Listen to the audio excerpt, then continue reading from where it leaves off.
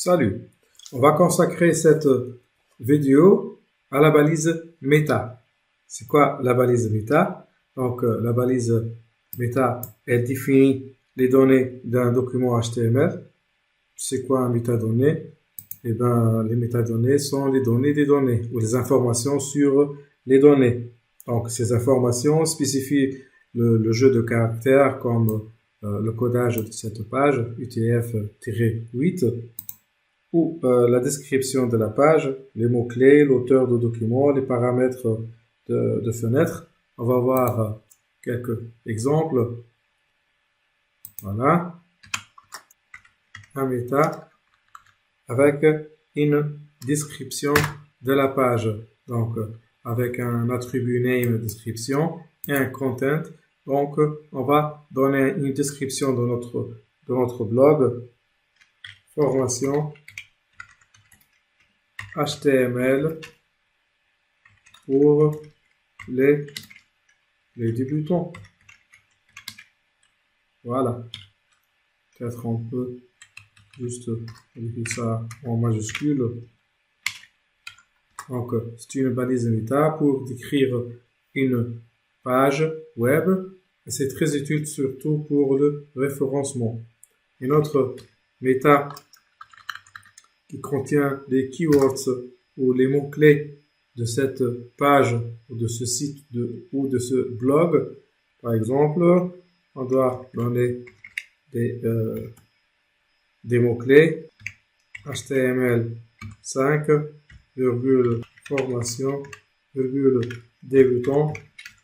Quelques conseils très utiles. Il ne faut pas donner trop de mots-clés pour ne pas exagérer, surtout côté moteur de recherche. Il ne faut pas aussi jouer le malin et donner des mots-clés non utiles ou non exacts sur le contenu de votre site. Par exemple, il y a des gens qui mettent football.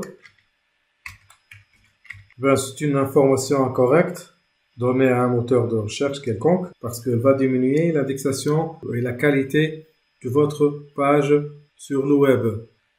Notre balise méta, qu'on peut l'ajouter au direct, elle va donner une adresse de redirection une fois on a changé du nom de domaine, par exemple, ou on veut rediriger l'utilisateur à un autre site. Donc c'est très utile et on peut même changer de valeur. Par exemple, on va donner le nombre de secondes au lieu de 0, c'est 30 secondes. On peut même effacer l'adresse de redirection et juste donner le temps en secondes pour l'actualisation de cette page. Aussi, on a une autre méta avec le name authors et le content. Ça veut dire l'auteur de ce site. Donc, je vais écrire par exemple by me ou une autre chose ou le nom d'une entreprise ou le nom d'une société. C'est toujours très intéressant et très utile pour le moteur de recherche et les mots-clés donnés par les internautes sur l'interface de recherche. On a également la balise méta où le name est viewport qui déjà existe sur notre page web. Donc cette balise ou ce type viewport ou ce name viewport, il donne au navigateur des instructions sur la façon de contrôler des dimensions et la mise à échelle ou la mise de l'échelle de la page.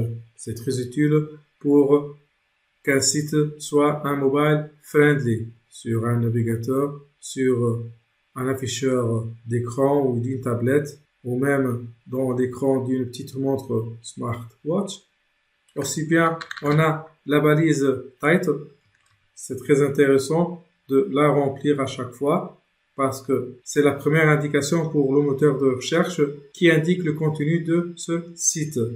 Donc, quand vous remarquez, ces balises méta sont très intéressantes. Alors, ces balises méta qui se trouvent à l'intérieur du bloc HID sont très intéressants, soit pour le navigateur, les moteurs de recherche ou d'autres services web, J'ai laissé exprès à la fin pour clôturer cette formation en HTML. Espérons bien que cette formation a amélioré vos connaissances et vos compétences en HTML bien sûr.